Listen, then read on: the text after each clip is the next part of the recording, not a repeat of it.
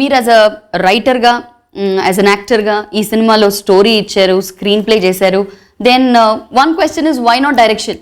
Direction is నాకు different kind of responsibility. నాకు అంత టైం అంటే ఇన్ని యాక్ట్ చేయాలి, ఇవన్నీ చూసుకోవాలి అంటే నేనేంటంటే చేయడానికి పెద్ద ఏముంది, యాక్చువల్లీ చేసేయచ్చు, కాకపోతే నా అంత టైం సరిపోదు. దానికి ప్రత్యేకించి ఒక దర్శకుడు ఉంటే చాలా బాగుంటుంది అనిపించింది. దానికి ఒక అంతకుముందు సంపత్ నంది గారితో వీళ్ళందరితో ఉన్నప్పుడు ఒక సినిమా లేట్ అయిపోతుంది, పాలిటిక్స్కి వెళ్ళడం వల్ల అటు ఇటు లేట్ అయిపోవడం వల్ల సంపత్ నంది గారికి మనం హోల్డ్ చేయడం మంచిది కాదని చెప్పి ఆయన వేరే సినిమాకి వెళ్ళిపోతే పంపించేసి నేను బాబీ గారు దర్శకుడిగా రావడం జరిగింది. సో బాబీ గారిని ఎందుకు సెలెక్ట్ చేయడం జరిగింది? Because he's 1 film old and ఇండస్ట్రీలో ఏంటంటే 1 ఫిల్మ్ ఓల్డ్ 2 ఫిల్మ్ ఓల్డ్ కాదు, you are working with a star, అంటే మీరు కూడా సెలెక్ట్ చేయాలి, ఆయనకి అంత ఎక్స్పీరియన్స్ ఉండాలి. సో వై బాబీ గారు? అంటే నేను అసలు ఇప్పుడు నాకు ఇబ్బంది ఏం లేదు. అంటే నేనేం నమ్ముతానంటే వాళ్ళు బేసిక్ ఒకళ్ళు కాన్ఫిడెంట్గా ఉన్నారా, వాళ్ళ క్రాఫ్ట్ వాళ్ళకి తెలుసు. అంటే మొదట్లో వచ్చినప్పటి నుంచి నాతో ఎవరు పెద్ద డైరెక్టర్స్ ఎవరు చేసేవాళ్ళు కాదు. బిగినింగ్లో నేను వచ్చిన కొత్తలో, ఇప్పుడు కాదు, నేను వచ్చిన కొత్తలో ఎవరు నాతో సినిమాలో చేయడానికి సిద్ధపడేవాళ్ళు కాదు. నేను అందరు ఒకళ్ళు వీడు ఏం చేస్తారని చెప్పి అందరు చూస్తా వాళ్ళు. ఎందుకంటారు సార్ అప్పట్లో? ఏంటి రీజన్? ఖచ్చితంగా ఇప్పుడు నాకున్న లిమిటెడ్ టాలెంట్ ఎవరు వస్తారు చెప్పండి. That is very modest of you. అలాగే ప్రతి అంటే ఇప్పుడు మన బ్యాడ్ సైడ్ చూపిస్తే నాకు ఎప్పుడు లిమిటేషన్స్ ఉంటాయి. అలా కాకుండా నేను ఎప్పుడు నా బలహీనత అంటే నాకు లేనితనాన్ని చూపిస్తే అది లేకుండానే ఉంటుంది. అలాగని బలంగా నాలో ఏదో ఒక ప్రతి మనిషిలో ఒక ప్లస్ పాయింట్ ఉంటుంది. ఇప్పుడు అంతాక్షరిలో చాలామంది ఫెంటాస్టిక్ టాలెంట్స్ ఉంటాయి ఆ టీంలో. ఇప్పుడు వాళ్ళందరినీ కూర్చోబెట్టి వాళ్ళ బలాలు ఏంటో తీస్తాను, కానీ అసలు వాళ్ళు చేయలేదని చూపిస్తే వాళ్ళు అసలు చేతగానాల్లో ఉంటారు. అలా కాకుండా వాళ్ళకి తెలిసిన క్వాలిటీని మనం కరెక్ట్గా ఒక సరైన విధానంలో పెడితే ఫెంటాస్టిక్ పెర్ఫార్మెన్స్ లాగే అనిపిస్తారు. అలాగే నాకు కూడా నేను వచ్చిన కొత్తలో నాకు తెలియదు ఏదో చేయమని చెప్పేవాళ్ళు. అందుకని నాకు పెద్ద డైరెక్టర్స్ ఎవరో నా దగ్గరికి పెద్ద వచ్చేవాళ్ళకి. అందుకని నేను సినిమాలు ఎత్తుక్కునేవాడిని. బయటికి వెళ్ళలేను, సినిమాలు చేయాలి, ఏం చేయాలో తెలియదు. ఒక స్థాయికి సుస్వాగతంకి వచ్చాక నా వల్ల కాదు, పారిపోతాను సినిమాల నుంచి, మన వల్ల కాదని చెప్పి నాకేదో రోడ్డు మీద డ్యాన్సులు చేయటాలు ఏమంటుందని, వైజాగ్ లేదు రోడ్డు మీద డ్యాన్స్ చేయమని చెప్పారు. ఏ స్వప్నలో నాకు పారిపోవాలనిపించింది, నా వల్ల కాదు. అంటే బేసికలీ డాన్స్ వల్లనా లేకపోతే మిమ్మల్ని ఇంకేమైనా అడిగారా? నాకేం కొంచెం ఎబ్బెట్టుగా ఉంటుంది. అంటే రోడ్డు మీదకి వెళ్ళి చేయాలంటే ఏదో కొంచెం ఇబ్బందిగా ఉంటుంది. అంటే బేసిక్ కంఫర్ట్ ఉంటుంది చేయడానికి. మేబీ అంటే ఇవన్నీ నాకేం సూచన ఫుల్ ఫ్లెడ్జ్డ్ యాక్టర్ని కాదు, నాకు అర్థం అవుతుంది. సో అలాంటప్పుడు నాకు ఎందుకు సినిమాలు అని చెప్పేసి నేను వెళ్ళిపోవాలనుకున్నప్పుడు తొలి ప్రేమ సినిమాని ఎవరో ఒకరు వస్తారంటాడు, నేను సినిమాల నుంచి వెళ్ళిపోవడానికి ఎవరో ఒకటి చేసి చేస్తానని చెప్పి సరే విసుగుతారు రమ్మని చెప్పాను. కథ వినగానే నాకేదో ఒక మామూలుగా నాలాగా ఒకటి కథ అనిపించింది. సో ఇమీడియట్గా నాకు అది పెద్ద పెర్ఫామ్ చేయాల్సిన అనిపించలేదు, నేను నాలాగా ఉంటే సరిపోద్దని అనిపించింది. సో ఆ సుఖం ఎత్తుక్కున్నాను నేను. అంటే ఇది కారణం ఆ సుఖం ఎత్తుక్కున్నాను. అంటే నేను నా బలం వల్ల ఏంటి, నా బలాలు ఏంటి, ఆ తొలి ప్రేమలో నుంచి నా బలం ఏంటి, ఓకే అక్కడి నుంచి అలా కొద్దిగా నాకు తెలిసినవి చేసుకుంటా. కొత్త పెద్ద డైరెక్టర్స్ చేయలేరు, అది వాళ్ళు చెప్పింది నేను చేయాలి. అలా కాకుండా కొత్త డైరెక్టర్స్ అయితే అంటే మేము కూర్చొని మాట్లాడి నాకు ధైర్యం ఉంటుంది, వాళ్ళకి ధైర్యంగా చెప్పండి, ఇద్దరం తప్పని పడుతుంది ఒక స్థాయికి ఎదగడానికి. సో అలాగా అందరూ కొత్త డైరెక్టర్స్ చేయడం అలా ఉంటుంది. మరి ఇంత స్థాయికి వచ్చాక నాకు మోర్ కంఫర్టబుల్ ఏంటంటే నేనంటే బాగా తెలిసి ఆ ఇమేజ్ ఉండి and of course budget constants కూడా ఉంటాయి. వీటన్నిటికి మించి నాకు కంపాటబిలిటీ ఉండాలి. అందుకని బాబీ గారు రైట్ అనిపించింది. సో బాబీ గారితో యాజ్ అ డైరెక్టర్గా అంటే ఫస్ట్ కాపీ చూశాక ఆయనలోని డైరెక్టర్ కేపబిలిటీస్, ఆ స్కిల్స్ అని చూసి నేను ఎలా ఆలోచిస్తాను, నాకు ఫస్ట్ కాపీ దాకా నేను వెయిట్ చేయను. For me it is about very first day. అంటే నేను ఎలా నమ్ముతానంటే నేను సినిమా ఒకటి కమిటెడ్గా ఒక వ్యక్తిని నమ్మానంటే, ఫర్ ఎగ్జాంపుల్ నాకు కొమరం పులి రిలీజ్ అయింది, అది ఆడలేదు.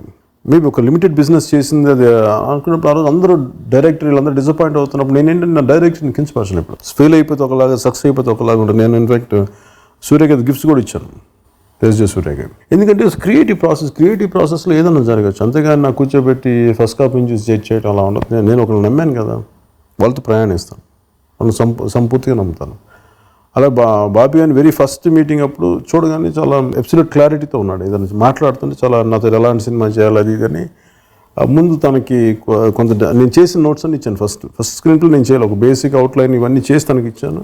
అక్కడి నుంచి ఇంకా అనుకున్న విధానంగా వెళ్ళట్లేదు. అందుకని then final I have to do the screenplay. ఎందుకంటే నాకు ఒక పర్టికులర్ విజువల్ మైండ్లో ఉంది.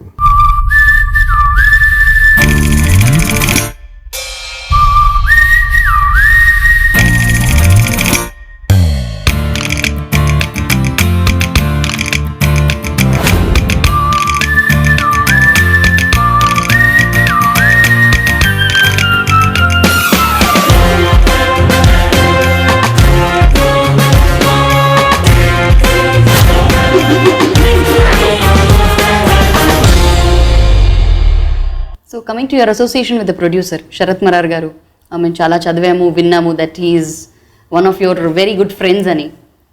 So how was it working with, అంటే మీరు చెప్పారు ఇందాక ఒక కంపాటిబిలిటీ ఉండాలి మీరు వర్క్ చేసేటప్పుడు.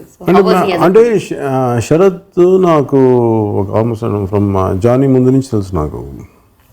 మా ఇద్దరు అతను ఎగ్జిక్యూటివ్ ప్రొడ్యూసర్ జానీకి. మా ఇద్దరి స్నేహం very very just over night, అంటే ఒక రోజులో మా ఇద్దరికి మాకు బాండింగ్ చాలా బాగా జరిగింది. మేము చాలా రోజు సినిమా చేయని మధ్యలో ఆయన ఒక వేరే టీవీ ఛానల్కి సీఈఓగా అయిపోయి తర్వాత దాని నుంచి బయటకు వచ్చి వేరే ప్రాసెస్ ఎత్తుకున్నాక నాతో పాటు ఉండమని రిక్వెస్ట్ చేశాను. ఓకే, సో అలాగా ఉన్నారు కదా చెప్పి దాన్ని ప్రొడ్యూస్డ్ ఫిల్మ్ టుగెదర్. నాకేంటంటే మనం చేస్తున్నప్పుడు నాకు ఆ కంపాటిబిలిటీ ఉన్న వ్యక్తులతోటి ఒక బెటర్ అవుట్పుట్ ఉంటుందని నమ్మకం. ఒక బెటర్ బాండింగ్ ఉంటుంది. బెటర్ బాండింగ్ ఉంటుంది. పనులు కొన్ని సమస్యలు వచ్చినా కానీ సర్దుకొని ముందుకెళ్ళగలం.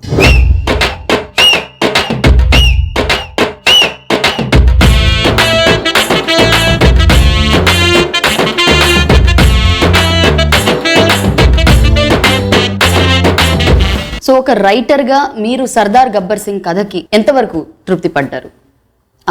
నేను స్టార్ట్ చేసినప్పటి నుంచి బిగినింగ్ వరకు నాకు simple, it's a commercial format. నేను ఏమైతే అనుకున్నానో నేను అదే చేస్తాను. నాకు అసలు అబ్సల్యూట్లీ కన్ఫ్యూజన్ కానీ నాకు అబ్సల్యూట్ క్లారిటీ ఉంది. అంతేగాని నేను కూర్చోబెట్టి ఒక లిటరీ వర్క్ చేశాను అనే భ్రమలో నేను లేను. మొదటి నుంచి కూడా ప్రజలను దోచేసేవాడు, ఒక నిస్సహాయతలో ఉన్న అమ్మాయి, వీళ్ళని రక్షించే పోలీసు, ఇది చాలా మామూలు థిన్ లైన్. నేను ఈచ్ సీన్ని నేనంటే అది చూడడానికి ఎలా ఇష్టపడతారో అంతే దాన్ని ఫోకస్ చేసి దాన్ని ఎంత ఎంటర్టైనింగ్ వీళ్ళు చెప్పాలని ఆలోచించాను తప్ప, అంతేగాని నాకు నేను ఏమైతే అనుకున్నా నేను అదే చేశాను.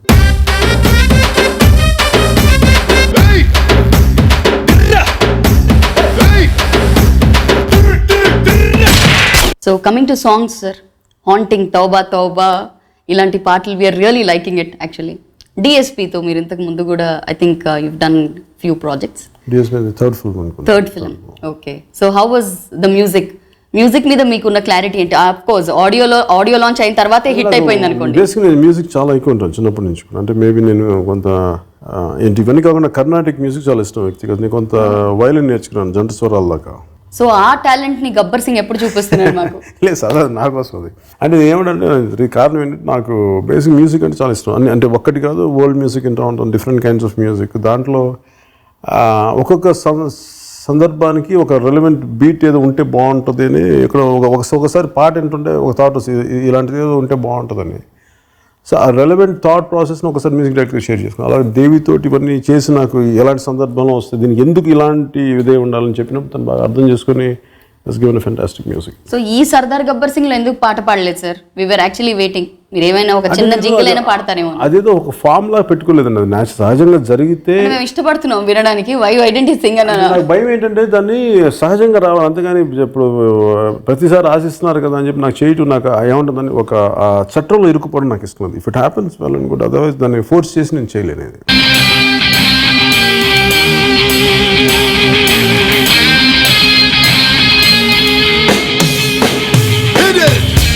Ladies and gentlemen, he's back once again. This time as Sardar.